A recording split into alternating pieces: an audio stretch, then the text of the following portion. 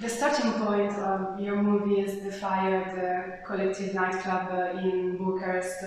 From there, how did you choose to document the journalistic investigation that followed?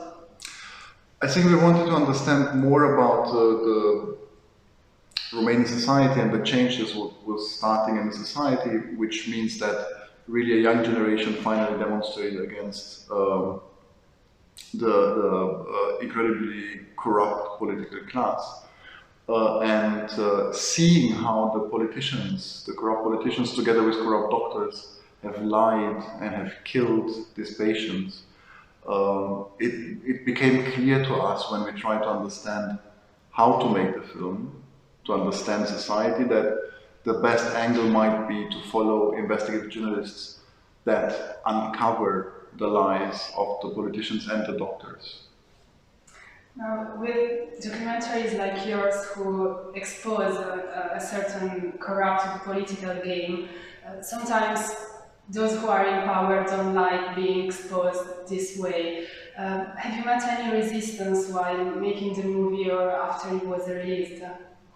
No, not while making the movie, not. When it was released, for sure, they tried to stop the film to become Romania's proposal for the Oscars.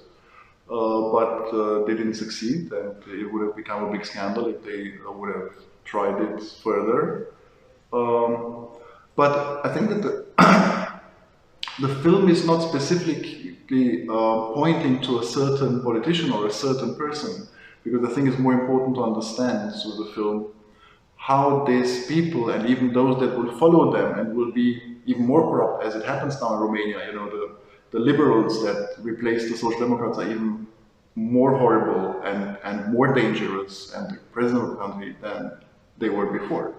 So it's important to understand how they work, how they lie, how they manipulate, so that we can react to it, that we understand their mechanism of manipulation. What about the documentary genre in general? Lately, we've seen more stories which maybe are less known by the big public, but that it's important to know nonetheless. Do you think this kind of stories is why people often refer as a golden age, let's say, of documentaries? I don't know. I think people talk about the golden age because more and more documentaries are seen. More and more people go to see, even in cinemas, documentaries, and the number of people that access documentaries on the streaming platforms is rising.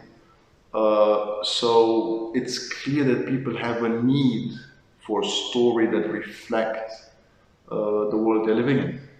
On more general note, can I ask you if there are any directors that inspire you in your work? Oh, there are many directors.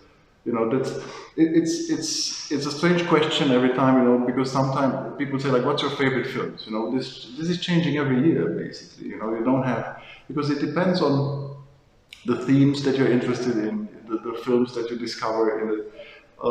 But for sure, there are directors that do. I don't know if they influence me, because when you work, you take from many places basically and get inspired from many places. But there are for sure directors that along the way were important for me as why I do films. You know, films like Once Upon a Time in America, such a film. I think like that's why I went to the cinema. But then again, in terms of documentary, I can say that Robert Flaherty or the Maisel brothers or Robert Drew would be people that inspired me, but at the same time also, you know, the British young cinema, new cinema of the 50s, you know, very different things inspire me. I don't have a specific thing.